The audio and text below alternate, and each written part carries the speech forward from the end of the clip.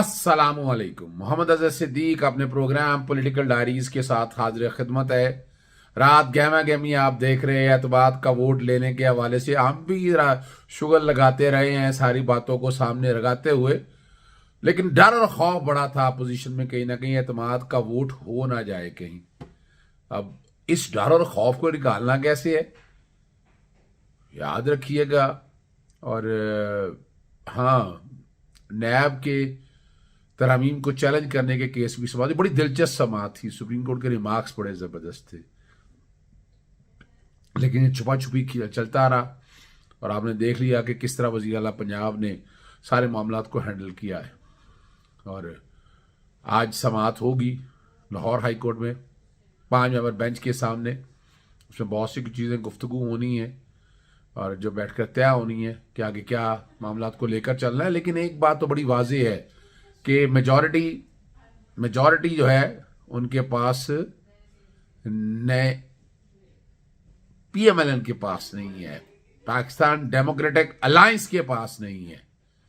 ये वो सोचने वाली बात है कि जिस पर बड़े ध्यान से बैठकर आपको फैसला करना होगा, आपको सोचना होगा कि कैसे इन जालमों से जिन्होंने तबाही की है इस मुल्क की वो ठीक हो सके। ये वो सोचने वाली चीजें हैं। और लेकिन आपने गहमा गहमी सारे में जी महंगाई पे बहस नहीं हो सकती, पता नहीं क्या क्या असेंबली के इजलास में क्या क्या बातें होती रही। क्या ये ज़रूरी थी ये बातें? क्या ये बजाय आप प्रैक्टिकल काम करने के आप इस तरह का काम करें? ये कोई अच्छी रविश है? इसको अच्छी रविश किसी तरह से भी नहीं कहा जा सकता। ममनुआ फंडिंग केस में जजमेंट रिजर्व हो गई है। चीफ जस्टिस जनाब जस्टिस इस्लामाबाद हाई कोर्ट की बात हो रही है और आपने देखा कि हाई कोर्टों में, मुख्तलिफ हाई कोर्टों में लार्जर बेंच और ये सारी समातें अब चल रही हैं। चीफ जस्टिस आमिर फारूक साहब, मियाँ गुल हसन औरंगजेब साहब और जस्टिस बाबर सत्तार, 3 जजेस ने ये इस पर बहस सुनी है। मैं नहीं पहुंच सका और लेकिन अनवर मंसूर साहब ने अदालत को बताया कि ये जो रिपोर्ट है इलेक्शन कमीशन की, ये एक रिपोर्ट है, इसकी कोई कानूनी हैसियत नहीं है। इलेक्शन कमीशन मुकर गया आज। कल तो यानी गुजरे हुए कल को परसों वो तो इस बात पे तैयार था कि जी ये ठीक है, शोकाज की प्रोसीडिंग चलती रहे। तो अब इलेक्शन कमीशन एकदम अपना पैंतरा क्यों बदला है? बदनीति और किसको कहेंगे? इसको तो बदनीति कहेंगे ना। इलेक्शन कमीशन का क्या है कंसर्न इन चीजों से? उसे तो मेरिट पे बातें करनी है। शोकाज जब जिया है तो शोकाज को उसके मुताबिक देखना है ना आगे, ऐसे तो नहीं है ना। तो इसकी तो इंडिपेंडेंट प्रोसीडिंग होनी है। इंडिपेंडेंट प्रोसीडिंग के लिए आप इस तरह तो दरवाजे तो नहीं ना बंद कर सकते। इलेक्शन कमीशन का रवैया ही बड़ा बदला हुआ था। लेकिन चीफ जस्टिस अतर मिल्ला साहब, चीफ जस्टिस आमिर फारूक साहब और जस्टिस मियाँ गुल हसन औरंगजेब बड़े क्लियर थे इन चीज़ों के ऊपर। और अनवर मंसूर साहब ने बड़ी मुआवनत की है अदालत की। जैसे मैंने कहा, मैं पहुंच नहीं सका, मैं मरी के इलाके में था। यहाँ बर्फबारी ज़्यादा शुरू होगी तो मैं फिर निकल ना सका, रिस्क नहीं लेना था। लेकिन मेरी टीम जो है वो सारी वहाँ पर मौजूद थी। मैं एक दिन पहले मैं हाई कोर्ट में मौजूद था और मैंने आपको वो नुक्ता नज़र सारा बता दिया था। अब इस पर काफ़ी लंबी समातें हुई हैं। इलेक्शन कमीशन का किरदार सामने आ चुका है। इलेक्शन कमीशन टोटल टारगेट कर रहा है एक सियासी जमात को। तौहीन अदालत की दरखास्तें सारी एक सियासी जमात के अगेंस्ट, तोशाखाना का केस एक सियासी जमात, पाकिस्तान तहरीक इंसाफ के अगेंस्ट ना, प्रोविडेंट फंडिंग एक सियासी जमात के खिलाफ। आप सारे मामला देख लें, सिर्फ एक सियासी जमात के अगेंस्ट ये लेकर चल रहा है। और ये तारीख में पहला सियासी इलेक्शन कमीशन होगा जो इस हद तक सियासी है। ये तो गैर सियासी होना चाहिए, लेकिन ये इस हद तक सियासी है। आप यहां से अंदाजा लगा सकते हैं कि इलेक्शन कमीशन का रवैया जो है, ये इलेक्शन कमीशन एक इलेक्शन कमीशन नहीं है। आज़ाद और खुद मुख्तार इलेक्शन कमीशन चाहिए। ये इलेक्शन कमीशन जो एक एजेंडे पे चल रहा है, जिसका नुक्ता नज़र अब हर एक को सामने आ चुका है। हर एक को समझ आ गई है कि क्या हो रहा है, क्या होने जा रहा है। यानी इलेक्शन जैसे को प्रोसीडिंग शुरू करता है तो फौरन समझ जाते हैं कि क्या होना है और क्या हो रहा है। मैंने जैसे कल बताया था कि इलेक्शन कमीशन और अकबर एस बाबर, अपना लॉ ऑफिसर सारे एक ही टेबल पे थे। भैया अकबर एस बाबर का इन लोगों से क्या ताल्लुक है? क्या नुमाइंदा इनका एक इंडिपेंडेंट आदमी है, उसका तो इनसे कोई ताल्लुक नहीं होना चाहिए ना। और मैं बारहा तकाजा कर चुका हूं, उसके टेलीफोन का रिकॉर्ड निकाल कर देखें, आपको पता चल जाएगा कि वो कहां कहां राब्ते से कहां से इंस्ट्रक्शन लेता है। एक एक चीज आपको वाज़ेह हो जाएगी। जरा देखे तो सही ना, वो चीजें तो लाए ना कौम के सामने आप। آپ لوگوں کو اندازہ ہو جائے گا کہ حالات اور واقعات کس سمت پہ جا رہے ہیں, کس ڈگر پہ چل رہے ہیں, اور بہت سی چیزیں کلیئر ہو جائیں گی آپ تک, ہر چیز آپ تک واضح طور پر سامنے آ جائے گی. یہ تو میں نے اپنی آنکھوں سے دیکھا ہے نا, سارے اکٹھے جانا سڑکوں پہ, اسلام آباد ہائی کورٹ کی چیزوں پہ سانوں کو لے جا کر دیکھتے ہوئے, یہ تو سارا کچھ ہم دیکھتے رہے ہیں نا, ہم سارا کچھ ریکارڈ میں دیکھا ہے. میں نے تو دیکھا ہے یہ سارا کچھ, میں تو اس لیے آپ تک بتاتا ہوں. حالانکہ الیکشن کمیشن کا تو یہ کام نہیں ہے. الیکشن کمیشن ایک آزاد اور خود مختار ادارہ ہے. بہرحال یہ ججمنٹ اب کب سناتی ہے اسلام آباد ہائی کورٹ, دیکھنا ججمنٹ بڑی لینتھی ہوگی. الیکشن کمیشن کے اپنا کیا عدالت ہے, عدالت یہ اس پہ جسٹس میاں گل حسن اورنگزیب کے بڑے واضح طور پر ریمارکس ہے, یہ عدالت نہیں ہے, یہ ٹرائبونل نہیں ہے. تو یہ والی ساری چیزیں بھی آخر کسی سٹیج کے اوپر سامنے آنی ہے. الٹیمیٹلی لاہور ہائی کورٹ میں بھی یہ معاملے ہیں جہاں پر یہ معاملات سارے چلنے ہیں. اب لے چلتا ہوں میں آپ کو نیب کی ترامیم. سپریم کورٹ کا پارلیمنٹ پر اعتماد ہے, لیکن عوام کا اعتماد جو ہے وہ عدلیہ پر ہے. یہ چیف جسٹس صاحب کے ریمارکس تھے. اور 3 رکنی بینچ جناب چیف جسٹس امرتا بندیال صاحب, جسٹس اعجاز الحسن صاحب اور جسٹس سید منصور علی شاہ صاحب اس کیس کی سماعت کر رہے ہیں. اور مختوم علی خان جو وفاقی حکومت کے وکیل ہیں, سابقہ اٹارنی جنرل بھی ہیں, انہوں نے دلائل دیتے ہوئے کہ نیب کے قانون میں ترمیم کے وقت ارکان اسمبلی کی اکثریت نے منظوری دی. اب ذرا بڑی مزدار بات ہے, اکثریت کتنی ہونی چاہیے؟ 172 تو ہونی چاہیے نا, وہ کتنی اکثریت یار اسمبلی کے اندر موجود. نیب ترامیم کی منظوری کے وقت 159 ممبران اسمبلی موجود تھے. وہ علیحدہ بات ہے, پاس ہو سکتا ہے قانون, لیکن یہاں سے آپ اندازہ لگا لیں کہ 159 اراکین کی رائے ہے اس میں.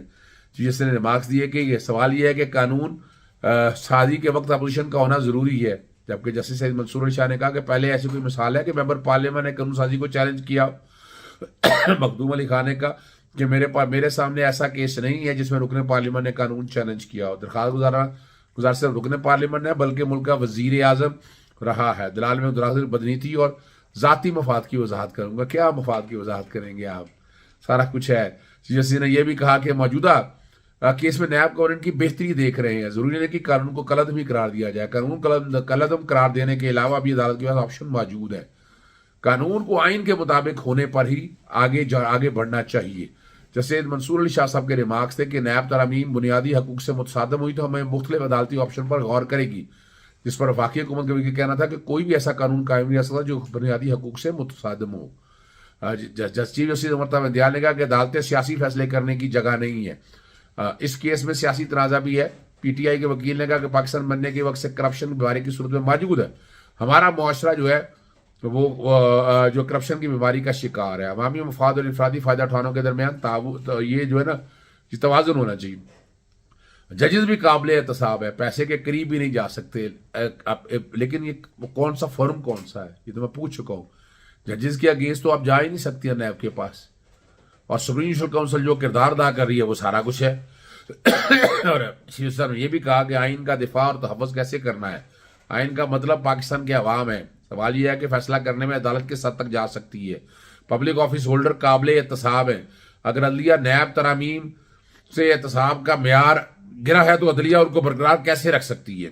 جس نے یہ بھی کہنا ہے کہ جب سے پاکستان بنا استداد کرپشن قوانین بنے ہوئے ہیں. استداد کرپشن قوانین کی وجہ سے ہمارے عوامی عہدیدار قابل احتساب ہے. ہم نے سماجی یا سیاسی مسائل کو نہیں دیکھنا. اعتماد ہی تمام معاملات کا مرکز ہے. پبلک آفس کے لیے ڈاکٹرائن آف ٹرسٹ ضروری, یہ بڑا اہم ہے. فیڈریشری ریلیشن شپ اور ڈاکٹرائن آف پبلک ٹرسٹ, ان کا کہنا ججز میں عوامی اعتماد کے ضامن ہے. ججز بھی قابل احتساب ہے. ججز پیسے کے قریب بھی نہیں جا سکتے. سپریم کورٹ ایک معاملے میں فنڈ ملے وہ اسٹیٹ بینک میں جمع کرا دیا, آج بھی انتظار ہے کہ فنڈ استعمال ہو. یہ بات ہو رہی ڈیم فنڈ کی. سپریم کورٹ ڈیم فنڈ کی تفصیلات اسٹیٹ بینک ویب سائٹ پر نہ ڈالتی تو تنقید ہو رہی تھی. مخدوم علی خان یہ بات درست ہے کہ اعتماد بہت اہم ہے. عدلیہ بھی پارلیمان اور سیاستدانوں پر اعتماد کرے. کس طرح, کون سے سیاستدانوں پر اعتماد کرے جی؟ کون سے سیاستدانوں کی بات ہو رہی ہے؟ یہ جن کے اپنے ذاتی مفادات ہیں. جس پر چیف نے کہا عدالت کے پارلیمان پر اعتماد اور عوام کا اعتماد عدلیہ پر ہے. کچھ بنیادی لوازمات جس نے عدلیہ نے بھی عمل کرنا ہے. 12 جنوری آج تک کے لیے کیس کی سماعت ملتوی ہو گئی ہے. یعنی اس میں اگر دیکھا جائے, آپ نے خود دیکھ لیا 1100 ارب کے کیسوں کا فائدہ ہوا. جن لوگوں کو فائدہ ہونا تھا پرائیویٹ لوگوں کو, ان کو تو فائدہ نہیں ہو سکا, یا اس حد تک نہیں ہو سکا. یہاں سیاستدانوں نے جس طرح اس گنگا میں ہاتھ دھوئے ہیں وہ آپ کے سامنے ہیں. وہ ریکارڈ سارا سپریم کورٹ کے سامنے آ چکا ہے, کس کس سیاستدان نے کتنے کتنے فائدے لیے ہیں, کتنے کرپشن کے کیسز اس کے بچے ہیں, یہ سارا کچھ ریکارڈ آ چکا ہے. وہ ریکارڈ سپریم کورٹ کو کھولنا چاہیے, اور اب جب فیصلہ لکھا جائے فیصلے میں یہ چیزیں ساری سامنے آنی چاہیے. میں جو سمجھتا ہوں, ہمیں کرپٹ لوگوں کو ڈیفینڈ نہیں کرنا, نہ ان کے لیے راستے ایسے پیدا کرنی ہے, نہ ان کے لیے حالات ایسے پیدا کرنے ہیں. ہمیں وہ کام کرنا ہے جو ملک کو قبول قوم کے لیے بہتر ہو, جس سے حالات بہتر ہو سکے, عوام میں اعتماد آ سکے. عوام میں اعتماد کیسے آئے گا؟ جب یہ کرپٹ لوگوں کی گردنیں دبوچی جائیں گی, جب یہ کھلے دندراتے نہیں پھیریں گے, جب یہ لوٹ مار نہیں کر سکیں گے. وہ وقت قوم انتظار کر رہی ہے, اور پوری قوم انتظار کر رہی ہے. اس لیے نظریں جو ہے اعلیٰ عدلیہ پر ہیں, اسی لیے چیف صاحب نے کہا اعتماد ہے عدلیہ پر, تو اس اعتماد کو بحال رکھنا ہے. آج کی جو سب سے اہم چھکا ہے, وہ چھکا بڑا ٹیکنیکل مارا ہے, اور آپ نے وہ اگر سمجھ سکیں, عمران خان صاحب نے دیکھیں آج قوم سے خطاب کیا, جو باتیں کی وہ ساری ریکارڈ میں دہرانا نہیں چاہتا, لیکن ابتدا کر دی تھی. اور وہ چھکا کیسا ہوا آپ کا کہ سانپ بھی مر گیا اور لاٹھی بھی نہ ٹوٹی. اور میں نے ٹویٹر پہ بتا دیا تھا کہ اعتماد کا ووٹ لیں گے آپ. میرے ٹویٹر آپ ہینڈل پہ دیکھ لیجئے گا ساری چیزیں. ساتھ ساتھ ہی میں نے, اور بعد میں جب یہ قرارداد کے حوالے سے, میں اس وقت اپنا اسد کے پروگرام کراس ٹاک میں موجود تھا 92 پہ, میرے ساتھ عامر متین تھے اور راجہ عامر تھے, تو میں نے بتا دیا تھا کہ قرارداد کے ذریعے اعتماد کا ووٹ لیا جائے گا. اور 185 اراکین اس وقت موجود ہیں, راجہ یاسر آ رہے ہیں, 186 ہو جائیں گے, اور 187 جو ہیں آپ کے سپیکر ہیں. تو قرارداد پیش کی جائے گی اعتماد کا ووٹ لینے کے لیے, تو 187 ووٹ قرارداد کی حمایت میں آئیں گے, تو آپ کی سادہ میجورٹی ہے, سادہ اکثریت آپ کی پوری ہو گئی. اور یوں گورنر کا جو غیر قانونی حکم ہے وہ بھی آپ نے نہیں مانا, پر مان بھی لیا. اور اب معاملہ ہے کوٹوں میں, اسے اسمبلی تحلیل لیٹ ہو جائے گی, وہ ایک علیحدہ بات ہے, وہ ایک لمبی کہانی ہے. اب کوٹوں کو یہ فائنلی انٹرپریٹیشن کرنی پڑے گی کہ کیا طریقہ کار ہے, اور اصول تب طے ہو گئے. آگے چلتے اجازت چاہتا ہوں. السلام علیکم, اللہ حافظ. پاکستان زندہ باد.